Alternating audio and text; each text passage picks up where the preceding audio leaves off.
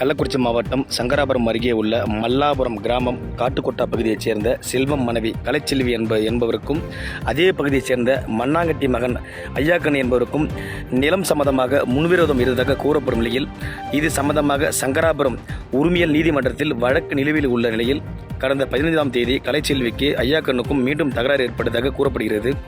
இதில் ஐயாக்கண்ணுக்கு ஆதரவாக அவரது மகன் முருகன், மனைவி வாசுகி, ஐயாக்கண்ணு மனைவி சரோஜா, குமாரன் மனைவி சசிகலா ஆகியோர் சேர்ந்து கலைச்செல்வி மானபங்கம் செய்து அவருடைய இடது கையை முறித்ததாக கூறப்படுகிறது.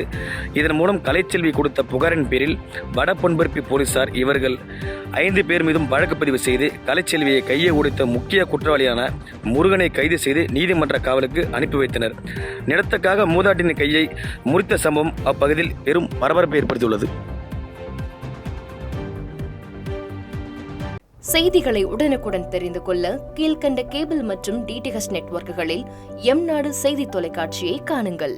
பாதகம் செய்பவரை கண்டால் நாம் பயம் கொள்ளலாகாது பாப்பா. மோதி மிதித்துவிடு பாப்பா, அவர் முகத்தில் உமிழ்ந்துவிடு பாப்பா. அண்மை செய்திகளை உடனுக்குடன் தெரிந்து கொள்ள இணைந்திருங்கள் எம்நாடு தொலைக்காட்சியுடன்.